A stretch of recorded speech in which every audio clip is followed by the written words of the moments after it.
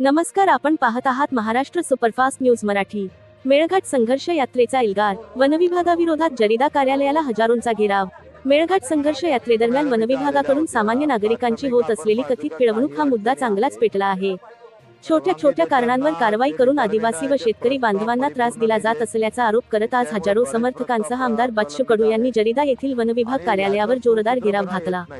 जनतेवर अन्याय सहन केला जाणार नाही असा इशारा देत मागण्या पूर्ण होईपर्यंत घेराव कायम ठेवण्याचा निर्धार आंदोलकांनी व्यक्त केला। घोषणाबाजीने परिसर दणाणून गेला असून प्रशासनावर दबाव वाढला आहे। मेळघाटातील वनहक्क, दंडात्मक कारवाई आणि स्थानिकांच्या प्रश्नांवर तोडगा निघेपर्यंत आंदोलन अधिक तीव्र करण्याचा इशाराही देण्यात आला आहे। कबूल केलं, मान्य पण केलं। आम्ही दर महिन्याला अशा प्रकारचे पाहतो का काही अडचणी आहे। परवानगी देताना जे डिपार्टमेंट आहे ते प्रस्ताव परिपूर्ण नाही देत, त्याच्यामुळे बरेच प्रस्ताव प्रलंबित आहे आणि याचा सुसूत्रपणा येत नाही। डिपार्टमेंट आणि फॉरेस्ट किंवा व्याघ्र प्रकल्प यांनी एकत्रित होऊन बसून तेव्हाच्या तेव्हा ते पूर्ण करायला पाहिजे। ते आता आम्ही त्यांना सांगितलं का तुम्हीच मीटिंग घ्या ना, महिन्याच्या महिन्या जर मीटिंग घेतली आणि त्या डिपार्टमेंटला बोलावलं तर जो प्रस्तावाला एक वर्ष वेळ लागतो तो लागणार नाही। त्यांनी ते कबूल केलं, मान्य पण केलं।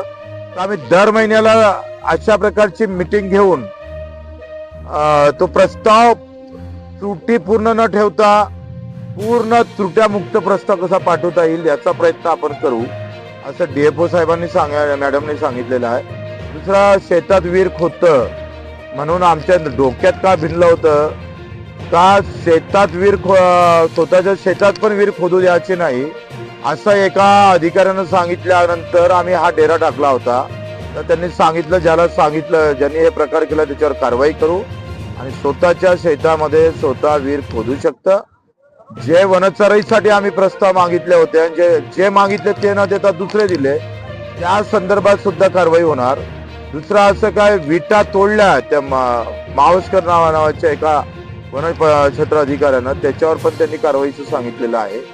एकंदरीत काही कायदे जे आहे ते केंद्रानं एवढे चुकीचे केले।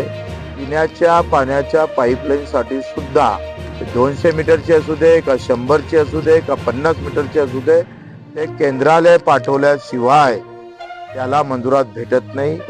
हा केंद्रीय कायदाच खरं तर रद्द करावा लागेल 3 गोष्टीसाठी, एक तर विद्युतसाठी, पिण्याच्या पाण्यासाठी आणि रस्त्यासाठी। यासाठी आता वरची समोरची लढाई आम्हाला लढावं लागेल। वेळ पडलं तर आम्ही वनमंत्र्याच्या घरावर सुद्धा डेरा टाकू।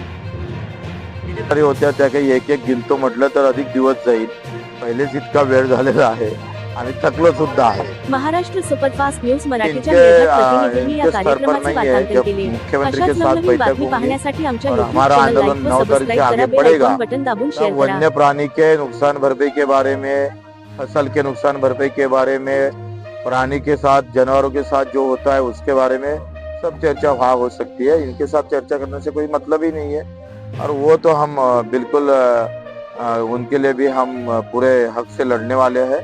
कम से कम 50 लाख उसको मिलना चाहिए और जिसके घर का जाता उसको नौकरी मिलना चाहिए। इस पाहतोय याचा सगळा अभ्यास करून, कायद्याचा वगैरे सगळा अभ्यास करून पुढचं आंदोलन एक तर केंद्रीय वनमंत्र्याकडे वळवणार आहे, नाहीतर राज्याच्या वनमंत्र्याकडे गणेश नाईकच्या घरावर आम्ही आंदोलन करू। वनमंत्र्याला सोडणार नाही।